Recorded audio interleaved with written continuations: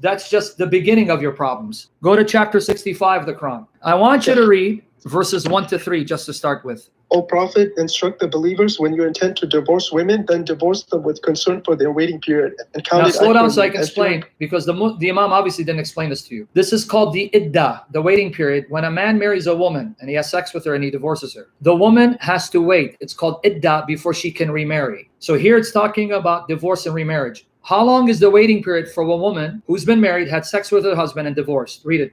Okay. O Prophet, instruct the believers when you intend to divorce women, then divorce them with Divorce concern for women? their waiting period. You caught it? Yeah. So it's about divorce. So then you divorce women, then what?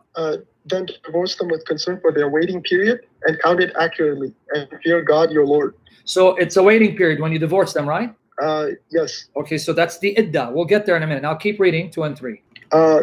Then when they have almost reached the end of their waiting period, either retain them honorably or separate from them honorably, and call 2 of your reliable men to witness either way, and let the witnesses bear true testimony for the sake of God.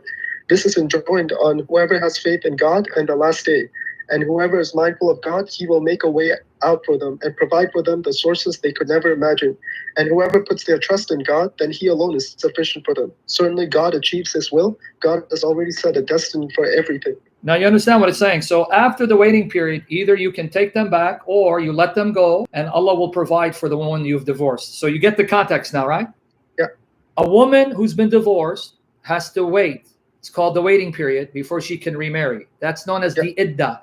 Now, don't lose your place in chapter 65, because I want you to go to chapter 33, verse 49 of the Quran. Yes. O believers, if you marry believing women and then divorce them before you touch them, they will have no waiting period for you to count. So read it one more time. Slowly. Read it one more time. O you believers, if you marry women but have not touched them, do they have to wait? You marry believing women and then divorce them before you touch them, they will have no waiting period for you to count. So there's no waiting period, right? If you haven't had sex with them. In the translation I'm reading, it says if you marry believing women. Yeah, that's fine. We'll keep believing women. If I marry a believing woman, but I have not touched her and I divorce her, does she have a waiting period or she's free? No, she doesn't have a waiting period, right? But then 65 verses 1 to 3, what about those believing women that you did touch? Do they have to wait? Yes. Okay, good. Now go to 65 verse 4. Read for me 65 verse 4. Okay, so as for your women past the age of menstruation, in case you do not know, their waiting period is 3 months. Okay, stop. Don't go any further, because you got to understand. If you have a woman that you're married and she's now menopause, she doesn't have periods. So how long should she wait? 3 months, right? That's right, yeah. But then read the next line slowly. And those who have not menstruated as well. As for those who are pregnant... Wait, you read it too fast. Why'd you rush through that? And those who have not what? And those who have not menstruated as well. Well, whoa. You're telling me your Quran saying that Muslim men can marry girls who haven't even menstruated, haven't had their periods? It's right there. Read it. You read it too fast, almost like you were scared to read it. Yeah, I've read it. It's yeah. And so please tell everyone you're okay with your God allowing men to marry minors, young girls, premature girls who haven't had periods, who haven't had their menstrual cycle, and have sex with men who will then be divorced for other men to sleep with. You're okay with that? This is in your Quran. No. This is for all ages until the end. It hasn't been abrogated. I don't know. So imagine you had a 9-year-old sister and a 30-year-old Muslim man wants to marry and have sex with her. And in Islam, Sharia, that's lawful. Are you okay with that? No. You sure you're not okay with it? No. Okay. What about a 54-year-old? A 54-year-old man marries your 9-year-old sister and has sex with her while she's playing with dolls.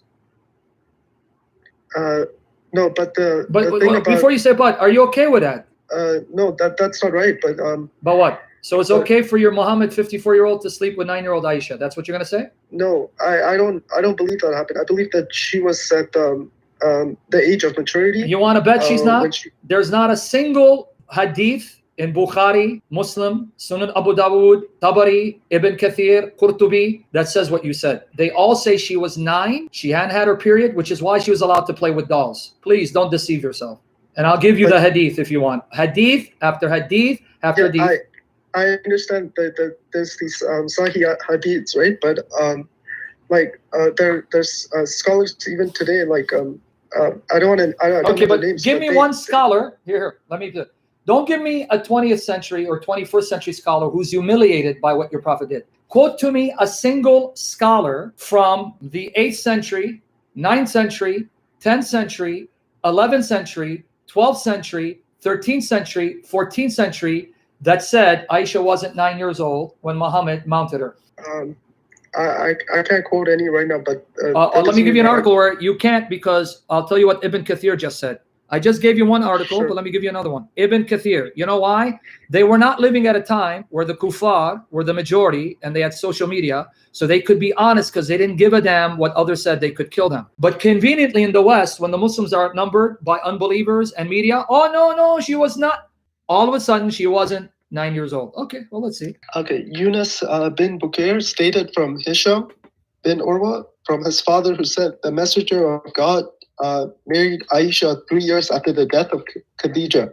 At that time of the contract, Aisha had been a girl of 6. When he married her, she was 9. How old? She was 6 when she got married. Sorry. No, not married. When he contracted 9. Marriage 6. When did he marry her? 9. Okay, now read. Keep reading. Okay, so the messenger of God died when Aisha was a girl of 18. Okay, keep going. Okay, yeah, so this tradition is considered Gharib, unique in this line, meaning it has a unique chain, but keep reading. Okay, sure. Al-Bukhari had related from Ubaid bin Ismail, from Abu Usama, from Hisham bin Urwa, from his father, who said Khadija died 3 years before the emigration of the Prophet. He allowed a couple of years or so to pass after that, and then he contracted marriage with Aisha when she was 6.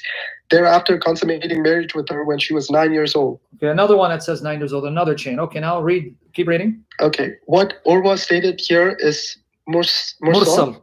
Okay, incomplete, as we mentioned above. But in its content, it must be judged as mutassil, uninterrupted, meaning that there is no flaw, no weakness. It is a perfect matan story. But keep going. But anyway, forget what I'm saying, because this is the paragraph I want you to read. Okay. His statement, he contracted marriage with Aisha when she was 6, thereafter mating marriage with her when she was 9, is not disputed by anyone. Repeat that again? As well as it's not disputed by anyone. Now, let me tell you when Ibn Kathir wrote this. He wrote this 700 years after the death of your prophet in the 14th century. And he says, no one, no Muslim scholar, no jurist, no hadith scholar disputes this. And now we'll finish it. And is well established in the Sahih collections of traditions and elsewhere. So why do you Muslim scholars in the 21st century dispute this when Ibn Kathir, 700 years after death of your prophet, said nobody, no Muslim scholar disputes this? So you guys trying to play games with us? Keep reading. Finish it. Keep reading. Okay, keep sure. reading slowly. Keep reading. He consummated marriage with her during the 2nd year following the emigration to Medina. His contracting marriage with her took place some 3 years after Khadija's death, though there's disagreement over this. Yep. The Hafiz Yaqub bin Sufyan stated Al-Hajjaj related to us that Hamad related to him from Hisham bin Urwa, from his father from Aisha, who said, the messenger of God contracted marriage with me after Khadija's death and before his emigration from Mecca when I was 6 years old. After we arrived in Medina, some women came to me while I was playing on a swing. My hair was like that of a boy. They dressed me up and put makeup on me, then took me to the messenger of God, and he consummated our marriage. I was a girl of 9. Are you okay with that? This is Aisha telling you, I had hair like a boy, I looked like a boy, I was playing on a swing, and then the messenger of God took me in, consummated marriage. Man, he had sex with me when I was 9. You're okay with that? You're okay with a 54-year-old taking a young girl who had hair like a boy, so she looked like a boy, being sent off after playing on swings to go in bed with a 54-year-old man who now is going to penetrate her? Tell me you're okay with this. Yep, I thought so.